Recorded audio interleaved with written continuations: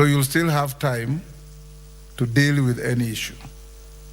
Mama Zamzam, mimi huwa nasikia ati shetani anapenda usiku, lakini huyo shetani haishi hapa bungeni.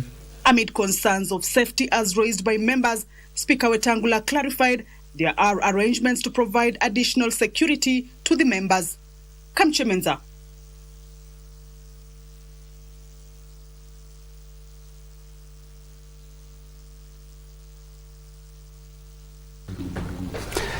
Very well, welcome back. This is KBC Channel 1 and we have a special coverage of today, which as I started out saying, that is historical and unprecedented. We've never seen an impeachment motion against a deputy president, and especially in light of the 2010 constitution. Well, the genesis of this began after the motion that was fronted by Kibwezi West MP gathered 291 votes, and so the next process that is today is a public participation process. I'm still joined by the panelists that I was with. Just next to me on my right, we have Wambui Shadrack, who is a constitutional lawyer and a governance expert. We have Sami Kipkemboi Meli, who is a governance expert, and just next to him we have Oscar Omondi, who's a political scientist and also a university lecturer. Well, gentlemen, we are looking at the process of which we will look at it properly and dissect it in the evening after we've been able to compile what exactly Kenya, the views of Kenya. But let me begin with you, Akili, because we have seen impeachment motions against governors that go to the Senate. We've never seen a governor actually being grilled by the National Assembly. Why this time round?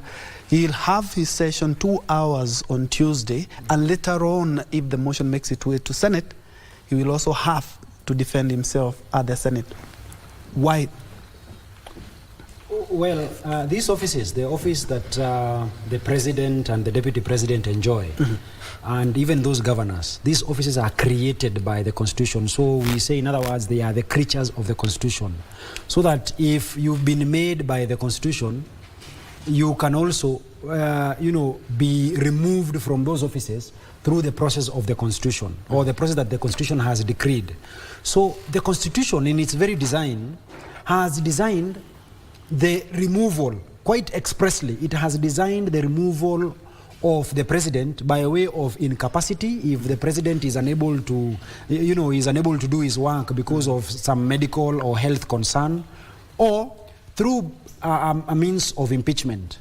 So when you read down the Constitution, you find that the Constitution proposes that for you to have or to remove the deputy president from office, then you will remove him through the process that is created for the removal of the president. So that, stating expressly, we do not have express provisions that tell us how to remove a deputy president. We only seek to modify and make alterations whenever possible on the provisions that are there for the removal of the president from office. So the reason why you don't see the removal of governors from office being conducted at the assembly is, number one, because of the architect of the Constitution. The Constitution has created it in a manner that says that when we are dealing with a governor or the deputy governor, the mover of that motion should be a member of the county assembly. And now once it has succeeded, then the trial chamber becomes now the Senate, which is seen as, we have a bicameral system. So we have now the Senate now taking the role of the trial chamber, where you go there and you are tried. So that is the design of the removing of a governor from office. But now, when you now interrogate the Constitution as far as the deputy president and the president is concerned, which is a national level, so the mandate, it is not actually, I heard someone say it is a right to impeach. No, we have rights, we have duties, and we have privileges. So that it is now a duty that is bestowed on our members of the National Assembly to commence a motion for the ouster or the removal of a president or the deputy president from office. So when they now take over that responsibility, in fact, the Constitution in itself does not contemplate of a situation like the one that the Honorable Speaker has created on Tuesday next week. It does not conceive of a situation where the deputy president or the president would be heard at the National Assembly. So the hearings or the trial is actually designed to be done at the Senate. So in my very humble estimation, I would think that this is just but a constitutional overkill. That we are seeing a member or a National Assembly that is keen on crossing all the T's and dotting all the I's. So that when this issue, in the event that it finds itself in courts, then they will have exercised a lot of caution at the trial stage, of course, to persuade the court that there was no error that they did. And in a sense, you will say that the National Assembly is just using what Justice Antonin Scalia, a deceased judge who was a member of the Supreme Court in America, would say, by using a belt and a suspender. So, a belt will serve the very same purpose as a suspender. Yes. But when you choose to use both of them, you're using them just out of abundance of caution. They do not want to open any window of opportunity that the deputy president, if at all the motion succeeds, he is going to go to court and say that, well, my right to a fair trial was breached. Because you see, the right to a fair trial is one of those rights in the Constitution that you cannot limit. We have limit. You have rights that you can limit and others that you cannot limit.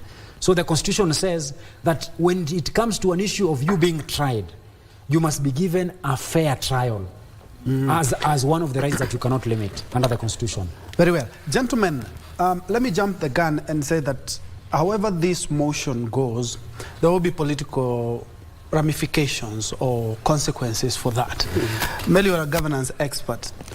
What do you think are some of them that we can expect? Yes, if this vote goes through, we expect Honorable Rigathi, now being a free man, he will now start speaking the truth. And he will tell us what was in the kitchen. That we didn't see the chef handling. Sometimes the fish could have fallen and he picked it and put in the plate directly. So there are, and number two, to the leadership of UDA, the central Kenya vote is a little bit unstable at the moment.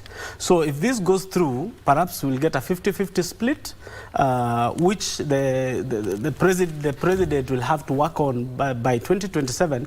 It should be back. But what we are expecting, one is, of course, there would be public emotions, people displaying their emotions about this, the way we have just seen right now. The final one is, you see, there are these members of parliament, perhaps, that either will turn up to be a darling of the people or the people's enemy. So as we were discussing, we were saying there are people who will vote on Tuesday and they'll be just gone like that politically. So they have a lot of political ramifications on that, on that side. At the same time, we would have set a precedence in our constitution, whereby we have also enough checks and balances to help us know the rogue members of, the rogue deputy presidents, or even the president will be careful himself also from now onwards, knowing that you can go at half term. You mustn't finish the term. So I will join the school children in going for half term. So and Oscar, I'm looking at the broad-based formation or the broad-based government.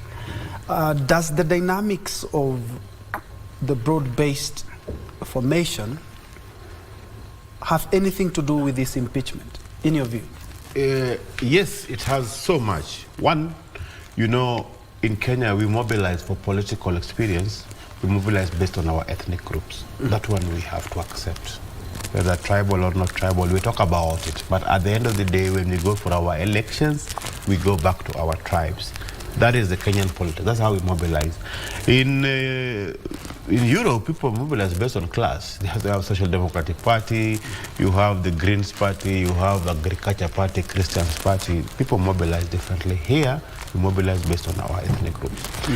Broad-based government, when it was formed, a perception was created that a certain, especially Luo Nyanza, being Raila Odinga having been a leader, seen to be a leader mostly, his vote basket is in Luo Nyanza. The broad basket was seen as bringing in the Luo Nyanza, the Western Kenya through Oparanya, and the coast also through Hassan Joho, and also the Turkana through, there are 5 actually, not who came from the opposition to join government. Now, it will be impactful when Rigathi Gachagua is impeached, for example. The vote basket that brought President William Ruto to power on the first term will change. That is a big shift that will happen. Will change, and a different. He's trying to, because he's realized probably that he's lost the mountain, and the mountain has gone, for example, unless a miracle happens now. And now the impact will be that when he mobilizes now, he will mobilize differently. Number 2, people also within Azimio, for example, Kalonzo Musyoka, Martha Karua, and this group, and Eugene Wamalwa, who've been to Mountain and said every time that don't worry about the impeachment, the Mountain has friends. So they will come to show who are the friends of the Mountain, right? Who are the friends of the Mountain. Number 3, according to the think tanks within President William Ruto, they strongly believe that Gachagua, although when you appoint a running mate, because you're mobilizing based, and since 2013 we've had this. We've had this 2 tribes mobilization where we've had a deputy either from Mount Kenya and a running mate from Central Kenya and vice versa. And now this one, the impeachment might be an end to this that had started in 2013 when we had the 2 big communities mobilizing to take over government. This time, this impeachment might be the end of that one. It started from the ICC duo to the 2 tribes, and then it comes to where we are today. Now, when that one happens, now there are different machinations. And previously, I told you here that midterm things changes everywhere. When midterm, even when we had these members of parliament sitting from Central Kenya, because they're fighting for their lives also. Because what Gachagua is saying, I'm listening to the ground. And our people are waiting to see if those MPs will vote me out. You see? So their neck, their head is in the hangman's noose, right? So we have this decision day on Tuesday, mostly for Mount Kenya. And they went, 7 of them went to Nyahururu, did a meeting, and they came up with the idea of bringing in Kindiki against Gachagua. So we are yet to come to terms and understand how, yesterday, some of them started retreating back. That we've now started listening to the ground. Yeah. So we don't know how much the retreat will get, because the numbers who signed were 291, right? Yeah. Now, out of the 299, I think by yesterday we could have lost 291. Probably 10 were lost yesterday. So by the end of the weekend, on Tuesday, we know there are others who will follow suit, and others will remain. So there are a lot of political machinations and a lot of political movement that will happen over the weekend. And this will determine how our politics will be towards 2027. So when you go to 2027, this is going to be like a mini referendum. When we had two or two elections, and then we went for a referendum in 2005. That referendum that we went in 2005 about Raila Odinga contest against Raila Odinga, that put Raila Odinga and some other people within the NAC against President Mwai Kibaki. It impacted in 2007. So much, there was a big impact. It was like a mini referendum on the presidency of Mwai Kibaki. This is going to happen here at midterm also. This impeachment will be... political formation from this impeachment. From this impeachment. People who were sacked out of the NAC government in 2005 after the referendum went on to form the COD, is it COD? I think COD, yes. Yes, Kalonzo Musyoka and the rest who went on to form COD and now ran against Mwai Kibaki in 2007. Yes. Yes, because the referendum was in 2005 and the government lost, right? So whatever happens on Tuesday will be a checker from that one, will be the referendum on this government and on the presidency of President William Ruto towards 2027. It will be similar. A new formation will be formed. Right. And this new formation will come with the leader of the new formation who will be the prospective running mate. And if the president decides to get, if things go like that and get a running mate outside Mount Kenya, then now we will be in an election mode until 2027. All right. On theory or on paper, we are... In theory, the DP has about 5 options. One, he can resign before actually everything just blows up. He can decide to marshal his troops, and I'm quite sure that is exactly what he's doing in regards to the numbers of voting. Then maybe he can decide to wait for the whole process, and then maybe another option is challenging the outcome in court. And even the president can call this off. And you remember us talking to Omondi, telling him, yes, the president has that power to say, hii maneno malizeni bwana, you see? So, Wakili, which is the best poison here? Because from the options themselves, none is quite good. Well, I think in my very humble estimation, I think it's purely a question of timing. Ultimately, Mr. Oscar here, Omondi, who has now turned out to be a very truthful man, will tell you that in this politics, a day is quite, a lot of time, so that so much can happen.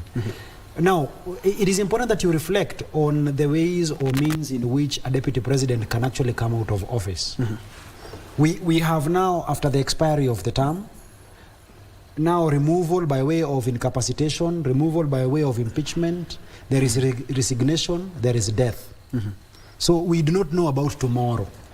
So really, either of these things will happen. But at least looking at the circumstances that we find ourselves in, it is important that the deputy president looks at the times that he is in, looks at the numbers. Because ultimately, I agree with the analysts who are here for the political reasons, that this is a political process, that it does not really matter, at least from the National Assembly or the Senate, Parliament generally, it will not matter whether there is substance in that motion or not. Yes. It does not matter. What matters is numbers. And you see, that is the stupidity of democracy. Because democracy, it's the stupidest method that we have of choosing leaders, but because we do not have another one, we are just stranded. So we have opted, well, let us just use democracy for us to get our leaders. But ultimately we see the kind of choices we make as a people are choices that even we as a people after electing, we end up now regretting. So we have a context of numbers in Parliament. It's about 2/3. Whether 2/3 of all the members in the National Assembly are going to vote in the motion, then the deputy president will have been said to have been impeached by the National Assembly. So really, these numbers, you see, of course, Don here, Mwalimu here now agrees that between today and next week, Tuesday, there will be so much activities in between that we will have people, changing their stance. I have seen your women representative in Embu, all of a sudden telling us that whatever she was doing, I mean, just coming out to tell us that she did not think twice about, signing or appending her signature on the motion. We've also had a number of MPs from Nyeri as a county, coming out and saying that they have now had the ground. Yes. The difficulty we have with our politicians is that you can never trust them. So that today they will be saying X, tomorrow they will be saying Y. So really, it's a question of wait and see. Let us just wait and see. Let the deputy president, he's also being tested. The president currently also had his time of being tested. Between the year 2018, when we had the handshake, all the way to the year 2022, he was tested on a number of occasions. Security was withdrawn from him. We saw him having a cup of tea with the APs. That was a test. Yeah. The kind of responses that he was coming up with was a test. The kind of friends that he made during that period of time. The likes of Mudavadi. Mudavadi, you remember, Honorable Musalia Mudavadi was in one camp with Azimio. Yeah. And he came to almost the last minute. Yes. So you can see, because of the arrangement that the deputy president was having then, it influenced the elections of the year 2022. The same thing as is being said here. Whatever is happening now, because this is a deal breaker, whatever is happening now is going to create some consequences that we are going to see in our choice of our members of parliament, in our choice of the president, in our choice of the deputy president, come the year 2027. Yeah. Melly, how do you think this would pan out if for any reason we have a situation where the DP is not impeached? Now, you know very well that their relationship has not been good since they almost, actually in his last interview he said the marriage was rosy for about a year. So how do they kiss and make up? Now, if you look at what he has been saying, he has been blaming the people around the president and not the president. He said he has a good relationship with the president. It is the people around the president. So even being removed from WhatsApp group, it's not the president who removed him. Yes, and even the people are saying that even the president was removed. So the disagreement here could be between him and members of parliament and those people around the president. So if he doesn't come out... But he himself said that if at all, before the impeachment motion, I remember him saying that if at all there is an impeachment motion against me, it will have come from the top office. That is the head of state. Perhaps that is how they relate. So, but we also have to respect the independence of parliament. All the time we have always seen the word has come from the top. Now, whoever tabled the motion is from Maendeleo Chapchap.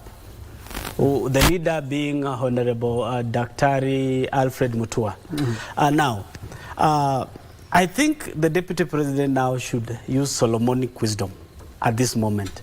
He has the child in his hand. Just the way you said, how many options he has. He has the 5 options. He has the child in hand. He can decide to kill it or hand over to one of the women. And at this point, this is where now those disciples around him, you know, there are some disciples who have denied him. Some are betraying him. But at the end of the day, if he sticks to that wisdom that he has that he knows, deep inside him, he knows what he wants to do. Between now and the time he's being invited to parliament to give that, he can decide to see how the vote goes. Then have an insider inside. You tell him these are the tallies.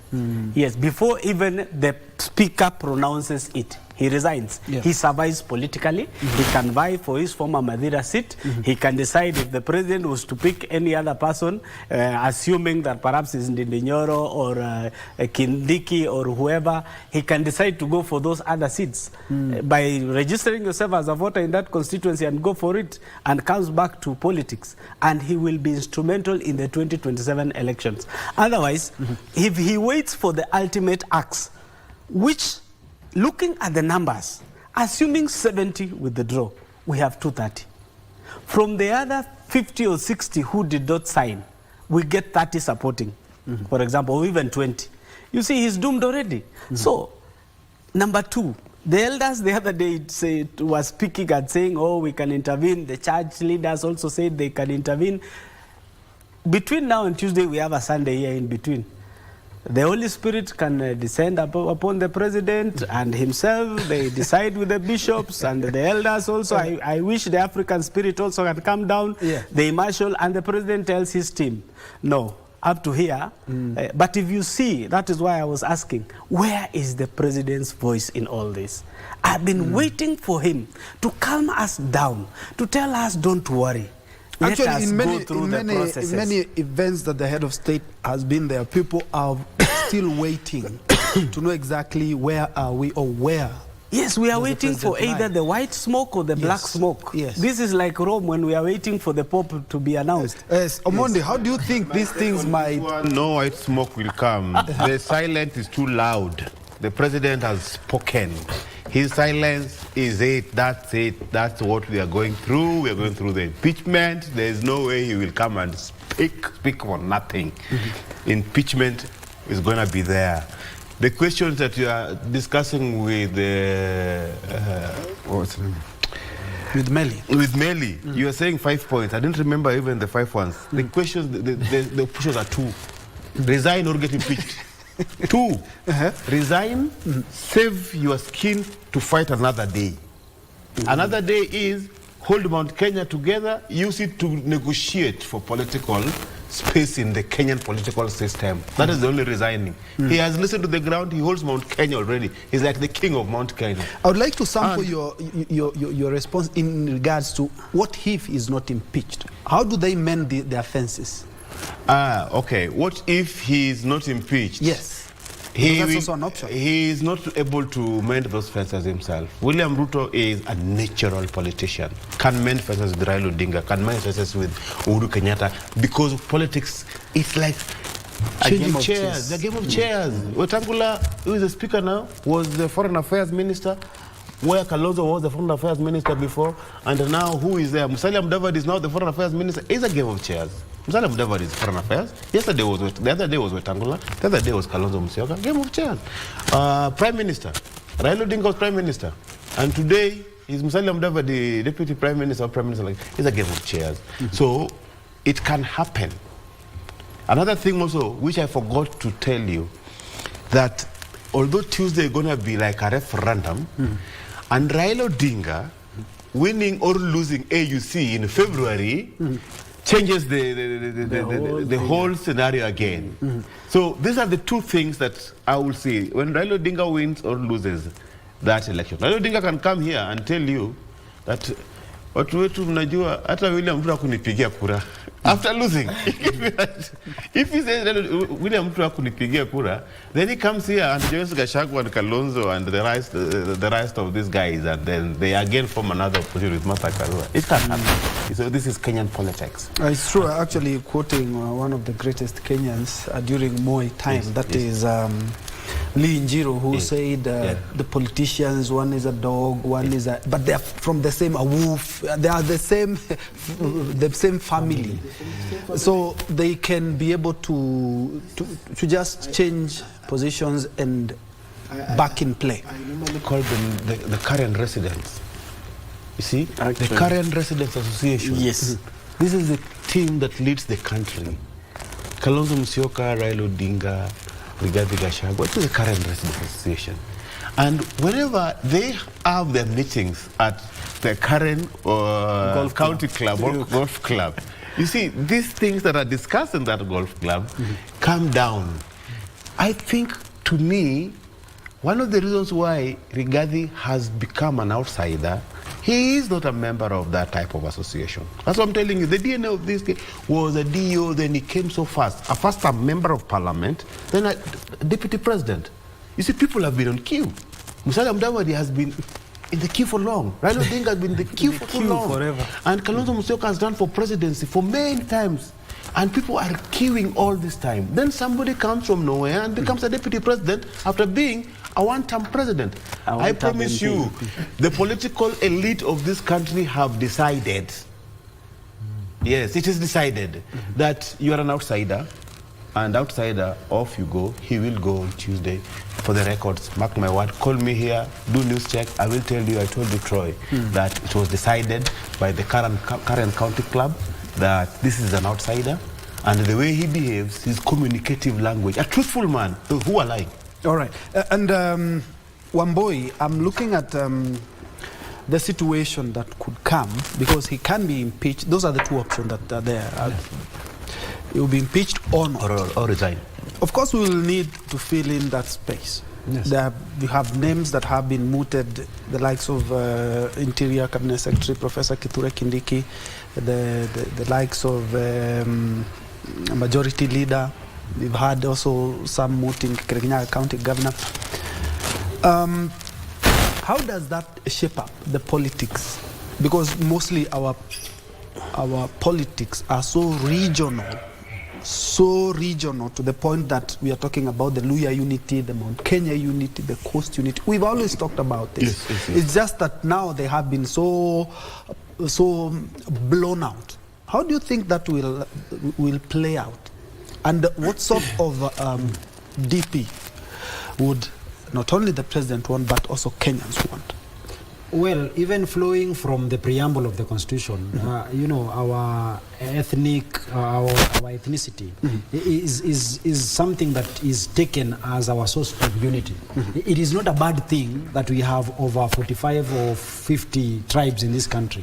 It is a good thing because the diversity, the uniqueness of the Kikuyu, the uniqueness of the Kalenjin, the uniqueness, of the Luos, I mean, that is what makes us in sum total. It's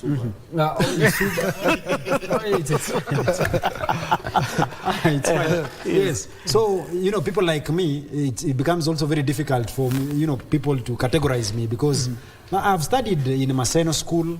I am a Kikuyu, born and raised, but I have friends from the other side, and we live well. I mean, and even the mursik that we get from Meli here, this is what brings us as makes us very strong as a country.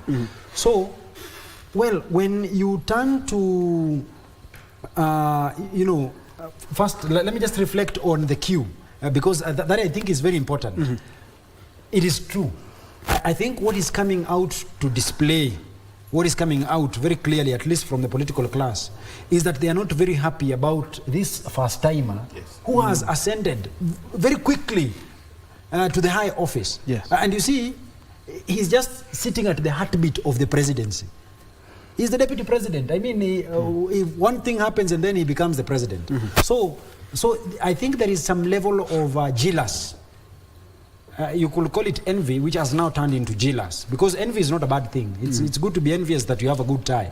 So that I look for money and buy one. Yes. But now if I feel jealous, I start taking it away from you. I think it's a bad trait altogether. So that in itself, I think it's not a good thing. We just need to protect the constitutional order. Once we protect this constitution, we're not doing it for Rigathi Gachagua. No, Rigathi Gachagua must go. Rigathi Gachagua will go. I mean, Rigathi Gachagua cannot be in that office forever. That is the opinion of the 200. That is the context. Rigathi Gachagua, whether he likes it or not, he will go. One day he will go. Yes. In fact, the very letter of the Constitution says that you cannot be a deputy president for more than 2 times. Yes. So he will have to go. Depending on the timelines. Yes. But now, turning now to the question about the tribe and his replacement. Remember, if because we do not know about the future, Mr. Omondi Oscar speaks very certain about the future.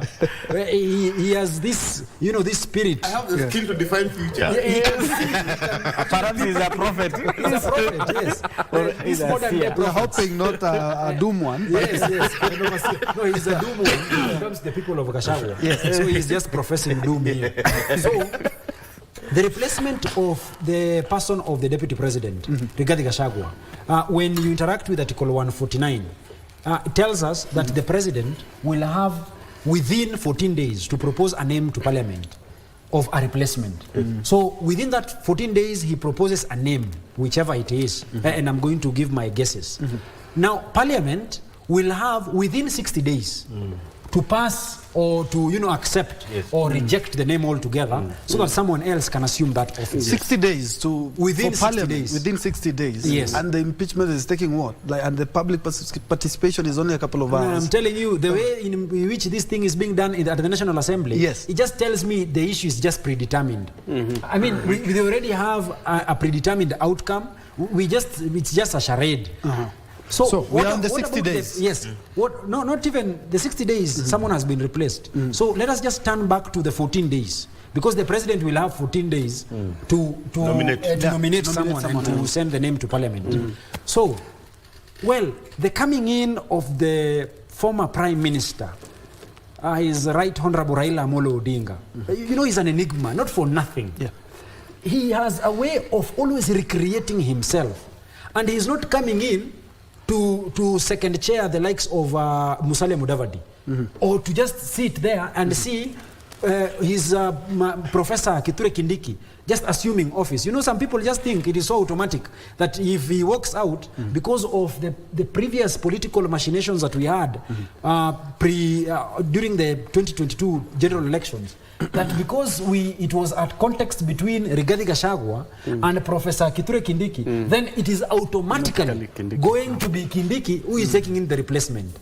And I think it is not also for nothing that you've been seeing Kindiki trying to re-cement or remind the president of, you know, his influence by going back to, mobilizing the members of parliament, so that the members of parliament say our spokesperson will no longer be the deputy president, but will be Kithure Kindiki. That is Kindiki doing it.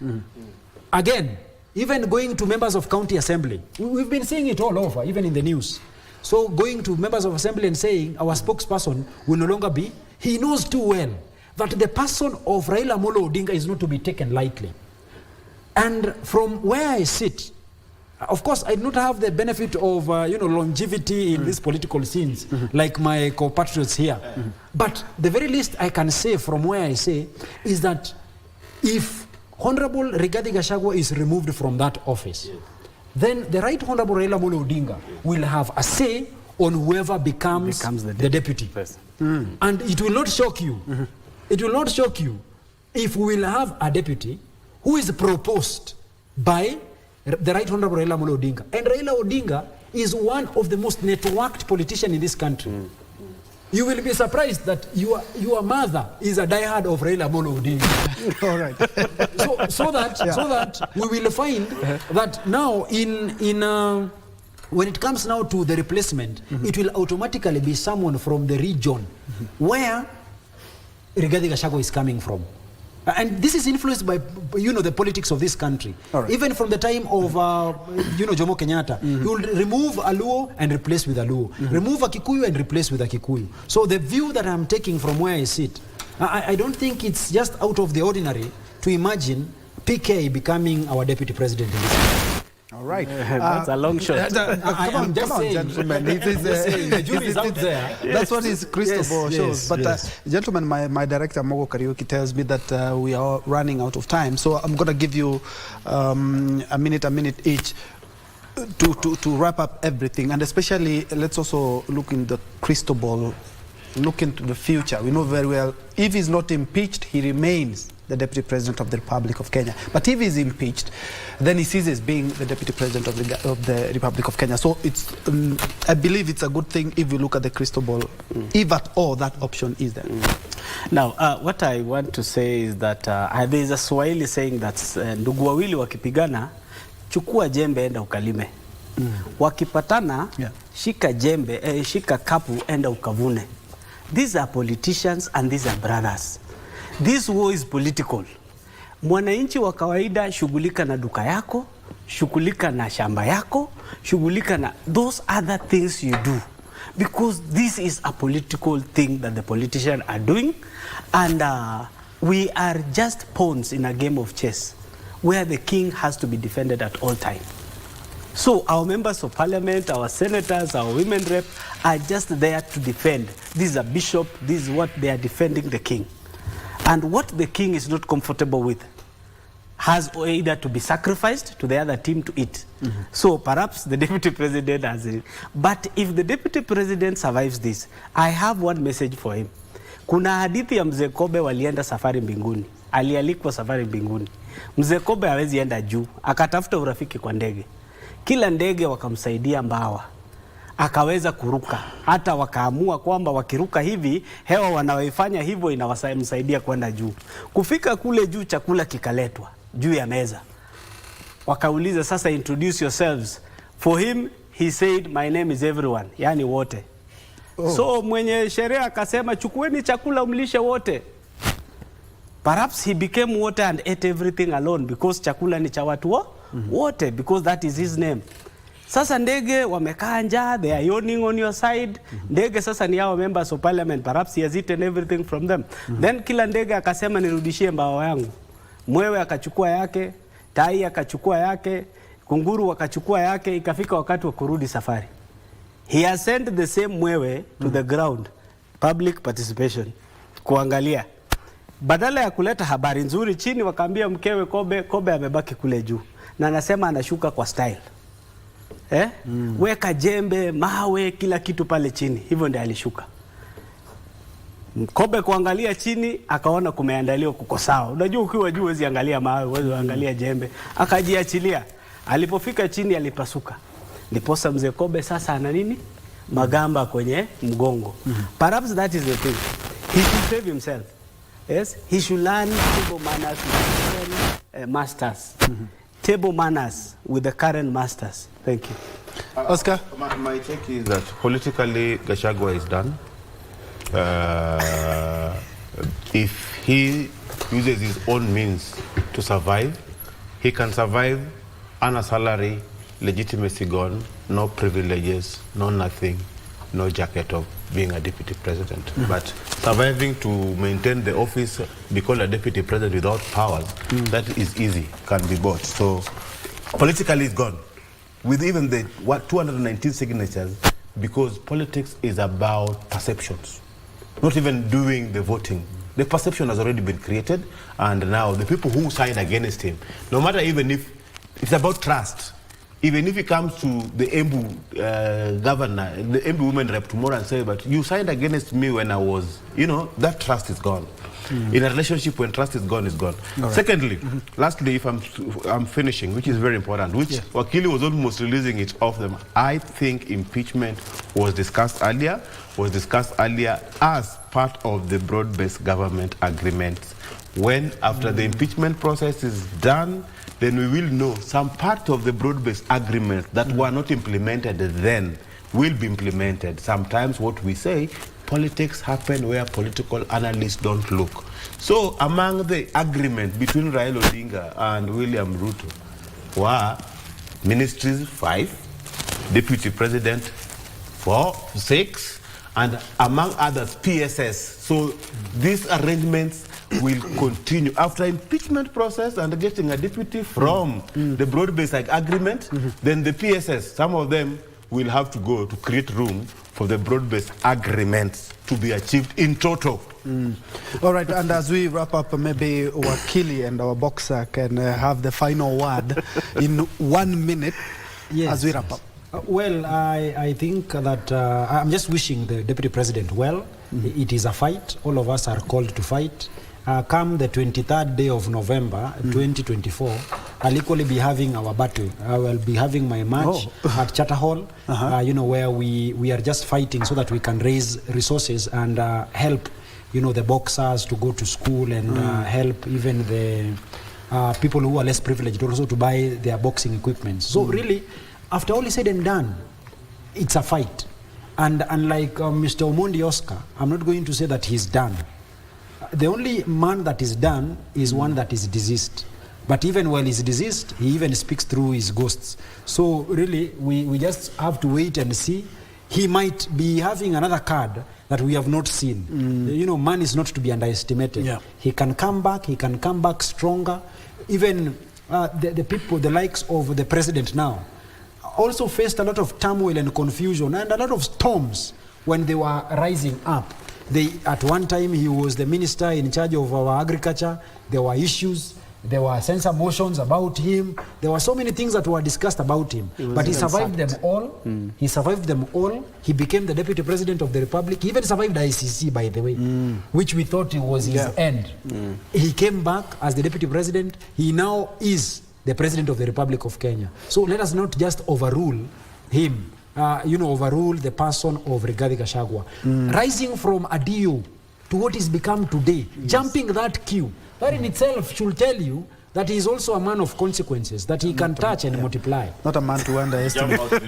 Gentlemen, thank you indeed so much for your valued company and insight. Thank you. Well, we've come to the end of our special coverage of EP Gachagua public participation exercise that has been underway in various parts of the country. Actually, all the 47 counties, and our reporters are really working hard to ensure that we give you the sentiments in response to what is transpiring today. And we are expecting on Tuesday that the DP will be given his time, and his mic will be his time. So I say, just like the gentlemen have said, yes, we'll be here on Tuesday. Yes. Thank you for being here this morning. Thank you so much, Ruben. Thank you. That is Wambui Shadrack, an advocate of the High Court and also a governance expert. Just next to him, we have Sami Kipkemboi Meli, who is a governance expert. And just next to him, we have a political scientist and also a university don. That is Oscar Omondi. It's not the first time you guys have been here. Thank you indeed so much for your time, and thank you for watching us since I think some minutes past 10 to now. Thank you so much. Do have yourself a blessed weekend ahead. Lucy Maura has been our sign language interpreter for this whole duration. My name is Ben Troy. Enjoy. Have a good one.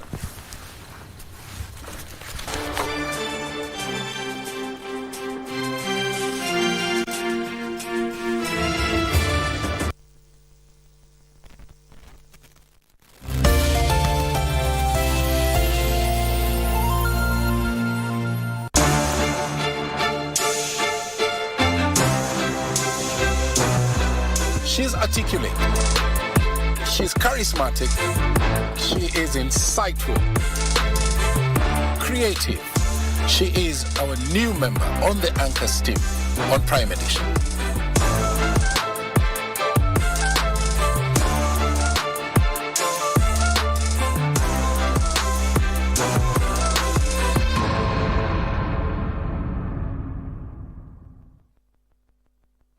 Alienda hospitali, aliambiwa nini, kifua. Tiny but fatal.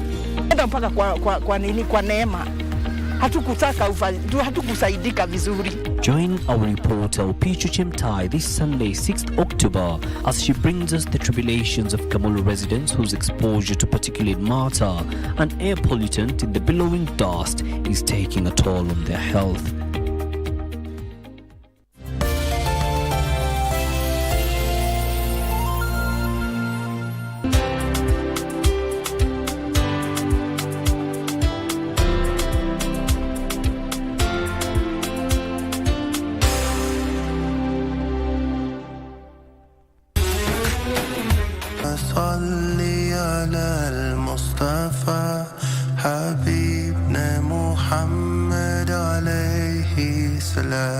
Uongozi ambao tunapata miongoni mwetu, kuna watu ambao wamepewa ni neema, vile vile pia ni mtihani na ni fitna. Hakuna haja kwenu nyinyi mnitii mimi hata kama mimi ni kiongozi. Kwa utamtii kiongozi na kumheshimu kiongozi maadamu yeye anamuogopa Allah. Wanaume na wahusia, sikizeni kwa makini, mkeo muthamini, simfanyie udhi. Ever crazy.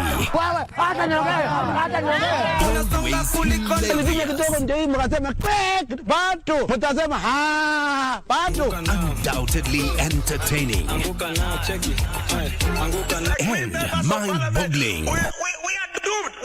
Members of Parliament, we are doomed. I'm telling you. The savage netizens capturing that unique moment.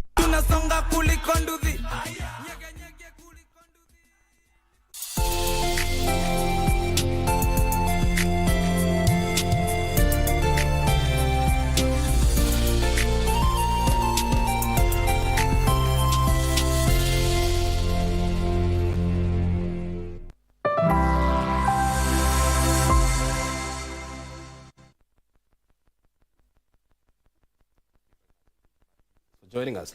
I mean, help us understand. I highly doubt that if you were to walk to the streets of Nairobi or any other town and you ask people who is estate agent registration board, I'm not sure how many people will tell you who is that. Why the low profile?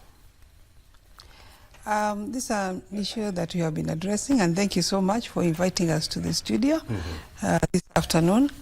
The issue of publicity is an issue that we have been working on, and we've been putting notices in the newspapers. We are very vibrant now on the social media.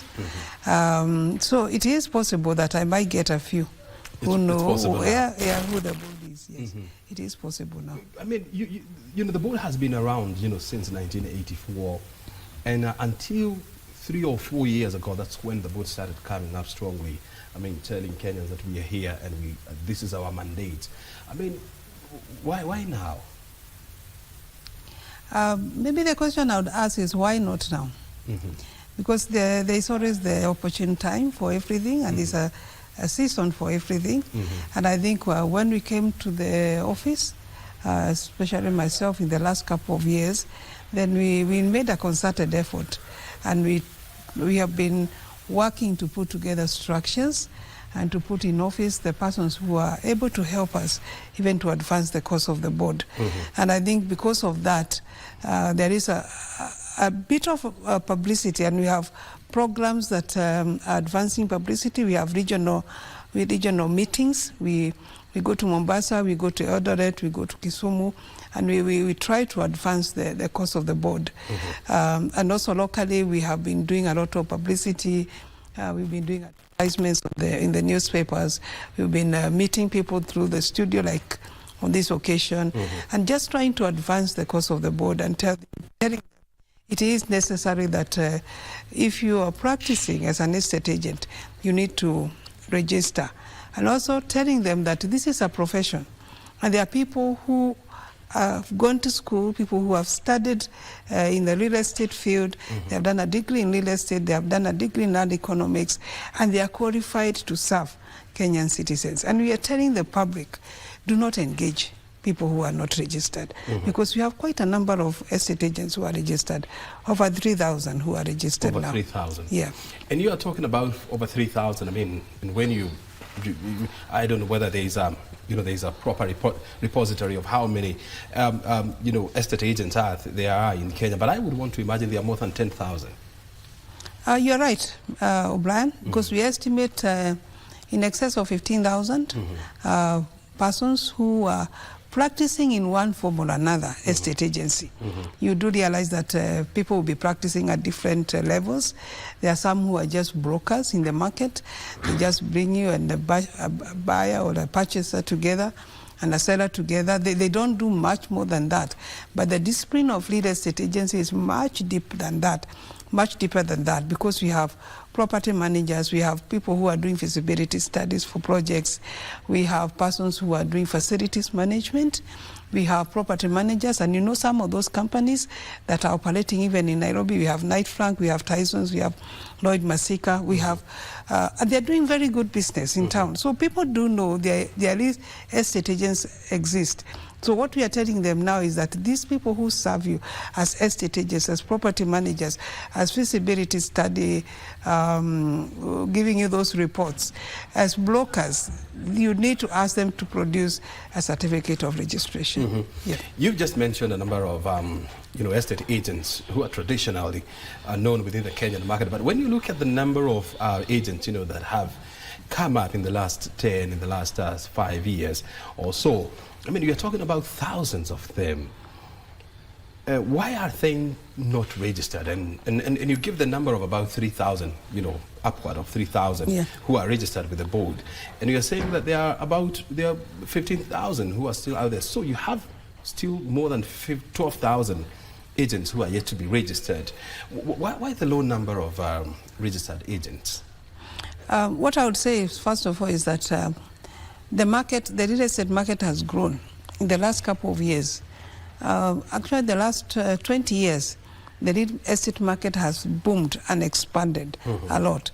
And you find that then the services of estate agency the demand has grown during that time. So you find also, because of lack of jobs in other sectors, Like we have a lot of accountants and even lawyers who are applying for registration as estate agents. So we find because of the demand of the service, the numbers of those who are in one form or another offering that service has grown.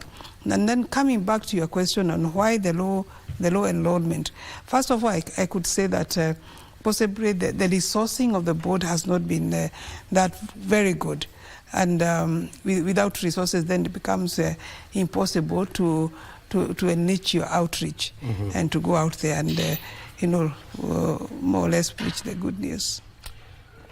You have been in the news, a couple of times, saying that the board is going to start a crackdown on unregistered agents. Have you started that campaign yet? What I'll say is that, we are working on the structures, on enriching our structures, our governance structures, and we are working very closely with the ministry. And I also want to really appreciate the office of the head of public service, because he has been very much at the forefront in campaigning for state agencies like ours to be empowered and to be developed and to be resourced, so that we are able to deliver on our mandate. And maybe I had mentioned to you earlier that even right now we have there's a meeting at the Kenya School of Government in Kabete, where we have all these agencies, and there are many who are congregating there and just going through the paces on how they can be empowered to be able to deliver on their mandate. And one of the other key things that has happened during that maybe a period of 1 year is that he has set up standing committees in every ministry to support the work of the boards. So I'm sure in the next couple of months, you're going to see a lot of change and a lot of difference in the way most of the agencies, including ourselves, operate. Because I don't think we are the only ones who have been on operating not at the optimal level. There are many agencies that have not been operating at the optimal level. But the government, I think, has now a concerted effort to bring out the role of the boards and to have them properly supported and properly resourced. And I think with that, like even now, because we operate under the State Department of Housing and Urban Development, so the principal secretary in that docket now has a mandate to support the boards and ensure that they are really operating at the optimal levels. So I'm sure you're going to see a lot of change as the SAGAs or the semi-autonomous government agencies take their place, because ideally they are an extension arm of the government. They are part of government, and they're supposed to help the ministries even to perform in their specific areas. And when you look at the agency that is EARB, what is this kind of support? What is this one support that you believe can unlock the potential of your agency? In the last 3 or so years, we have set up a secretariat. Actually, we moved from a one-office secretariat, one-man, one-office secretariat. And now we have space because of the support that we have also received from the ministry and from the registered members and some of the other efforts that we have done. So there are key things that the board... How many members do you have now? The last time I came to your organization, you are less than 2. You're less than 3, actually. I think the secretariat now, and we have had the ministry also, give us some staff to support us. I could say the numbers have grown to about close to 10.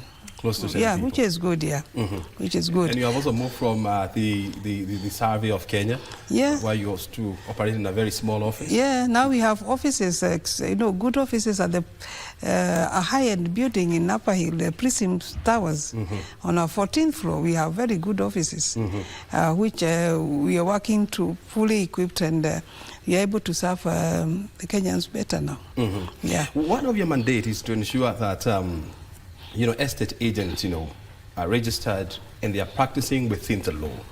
And this calls for regular checkups to ensure that they are complying with laid down regulations and procedures. Yeah.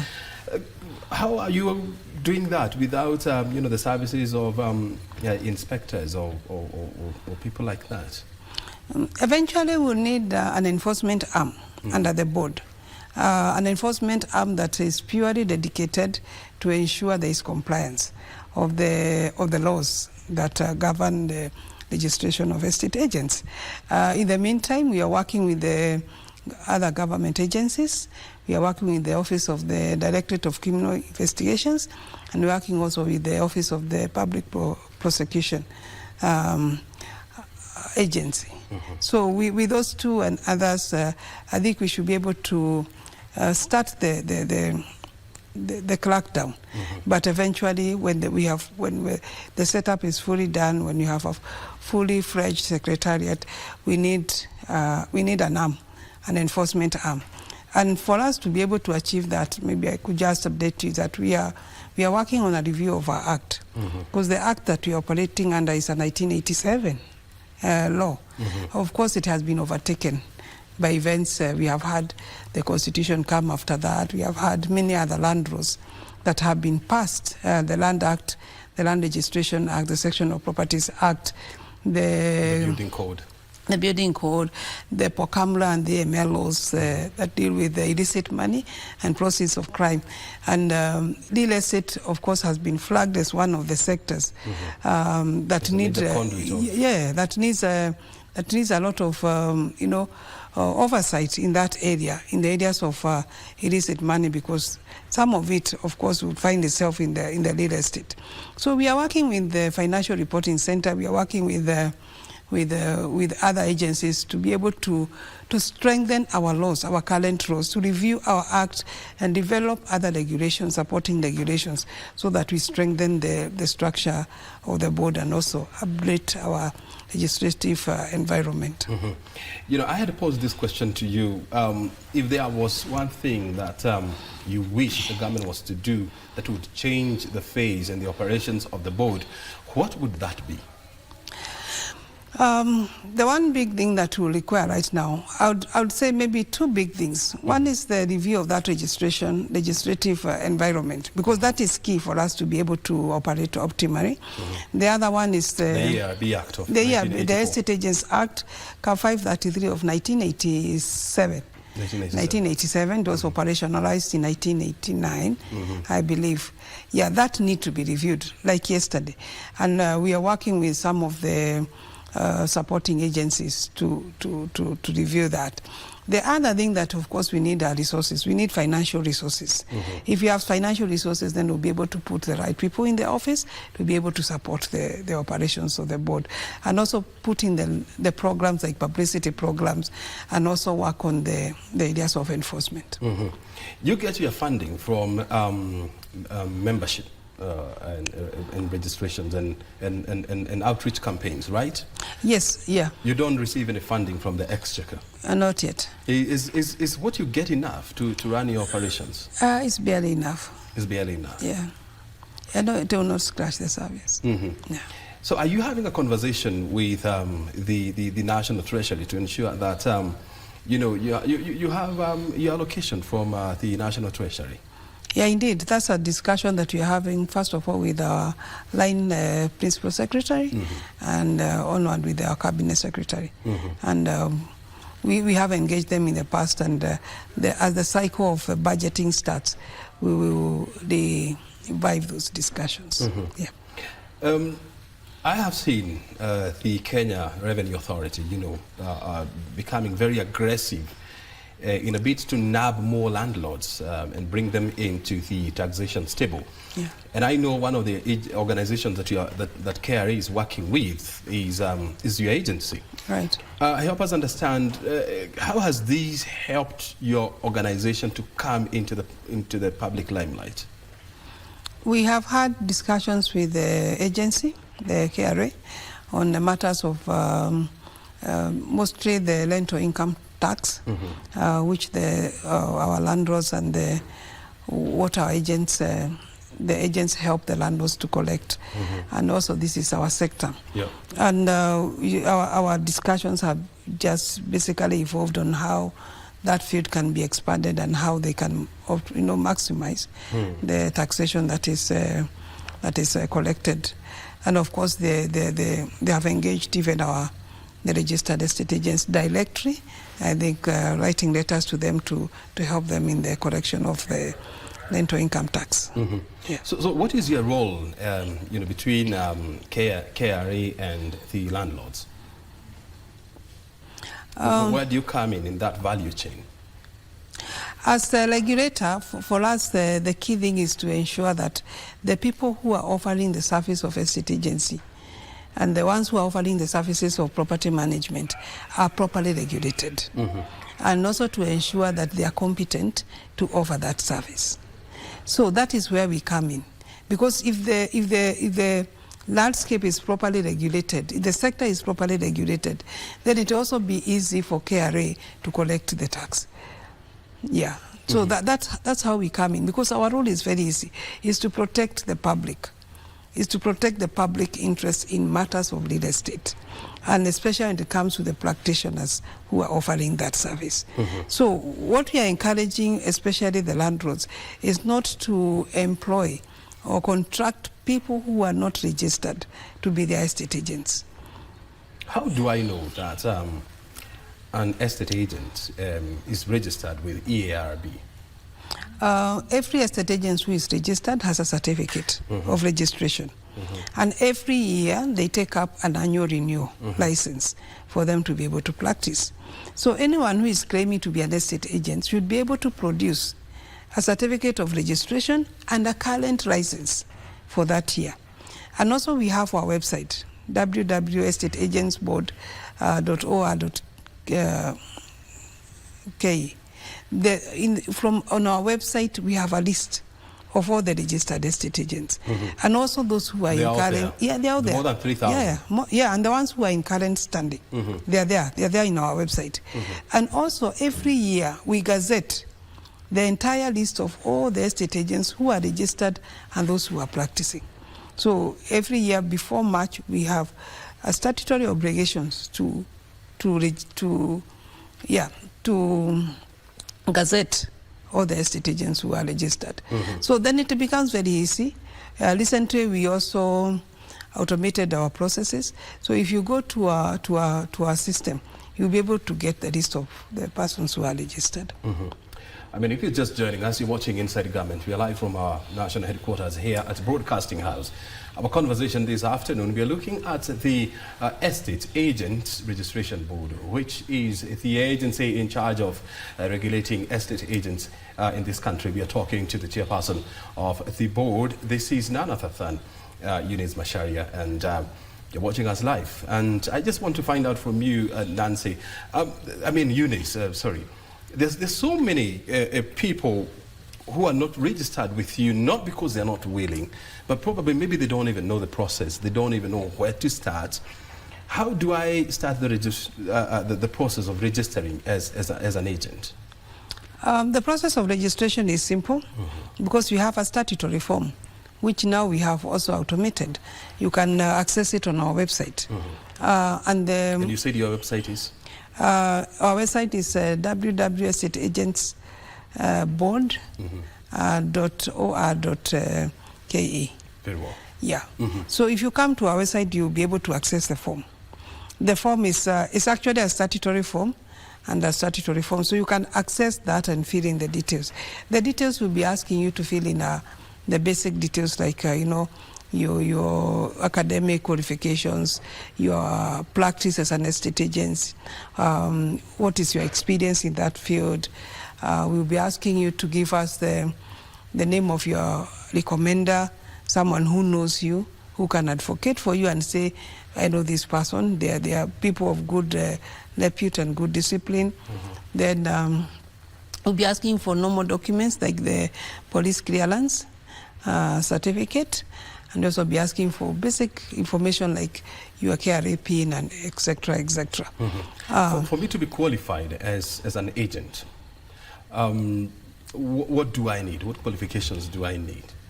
Like I said before, you know, estate agency is a profession. And we have several universities right now in Kenya who are teaching or offering tuition in real estate, degree in real estate. We have universities like the Technical University of Kenya. We have Nairobi University who have offered it for the longest, because the degree before was called Land Economics. They train basically valuers and also estate agents. And University of Nairobi has been offering it for the longest time.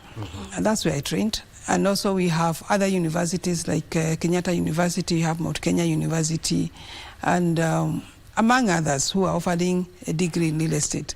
So it's a profession, and anybody who is aspiring to become an estate agent should be able to go through the training, either it's a degree or a diploma, because that's what the law says, yeah?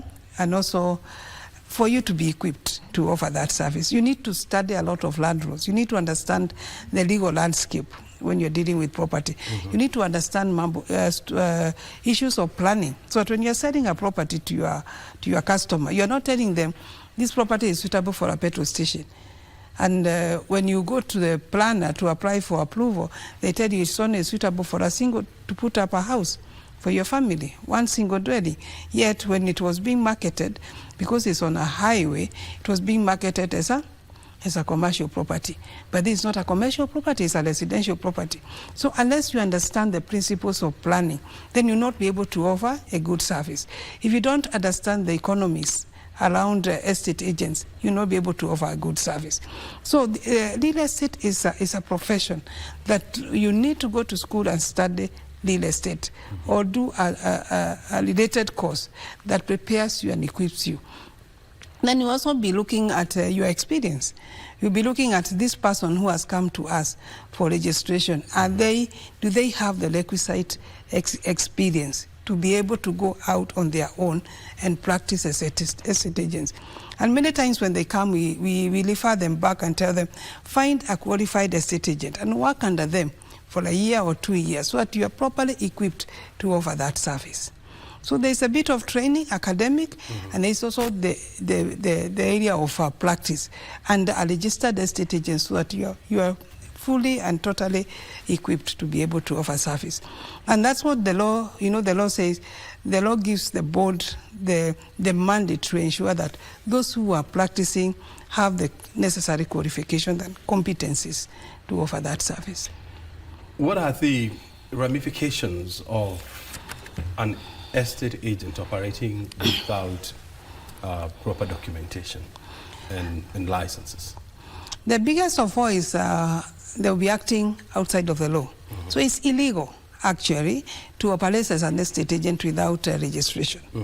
So, and if the board catches us up with you, or the enforcement agencies catches up with you, because there's nothing right now that stops even a policeman from arresting you when you're operating as an estate agent without a license. Do they know that, the police officers? Yes, they know that. We are engaging the IG on those matters. We have engaged his office, so they know. If you're operating as an agent without a license, you're operating outside of the law. It's illegal. So anyone who is acting as an estate agent without registration is an illegality. That has a lot of ramifications. First of all is that you cannot enter into a valid contract with anyone and be able to support it.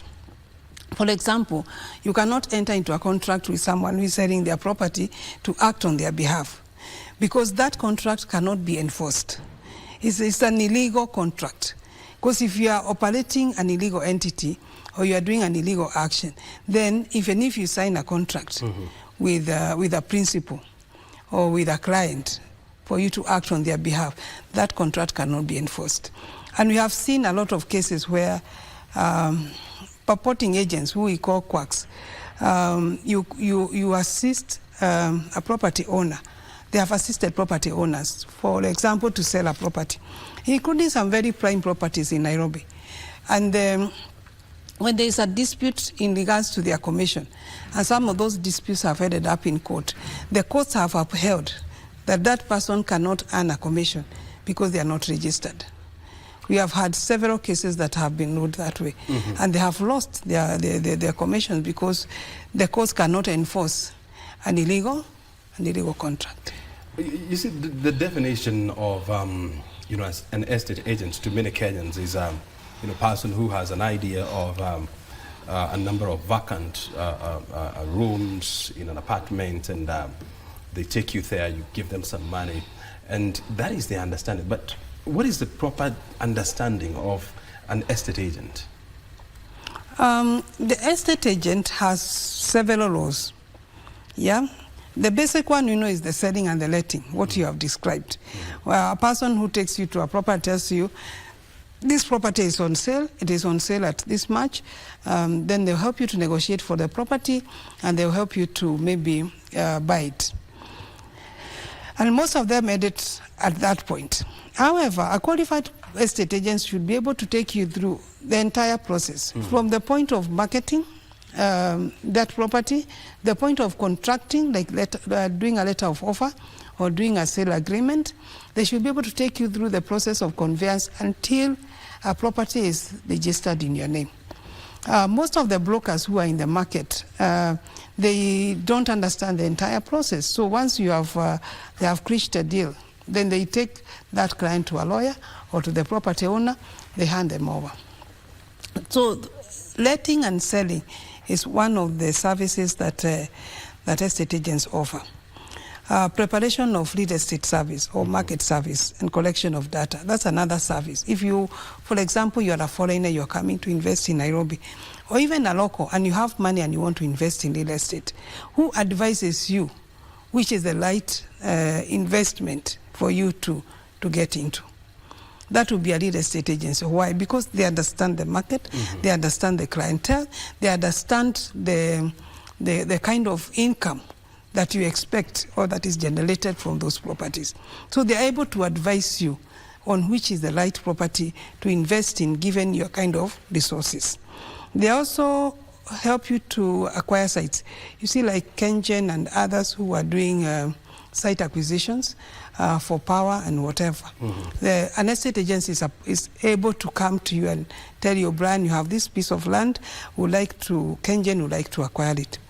And then they would help you through the process. They will guide you through that process of acquisition. Of acquisition. Then we have others who help you through the entire, what we said, the entire conveyancing, from the beginning to the end, from the point you identify a property, the entire process of contracting to the transfer of that property. So the services of an agent, I mean, it goes beyond buying, letting, and selling. Yeah, and then we have property managers who are managing very big properties in Nairobi. The most are being managed by property managers, retail managers. We have people who are managing even a property like this that belongs to KBC. You could say, we don't want to manage it for ourselves. We need a facility manager. They'll come and help you to maintain the building. They'll oversee the services of your service providers, the security, the service providers for fire, cleaning, maintenance, and all those services. Very good. I mean, we are coming to the close of this conversation, but I just want to hear from you. Apart from what you have told us, what else do we need to know about ARB and the operations in 30 seconds? I think you need to know that ARB is a government agency. It's an extension of government. It is government. So if you are operating without registration, then you are doing an illegality. And it's just a matter of time before the arm of the law can catch up with you.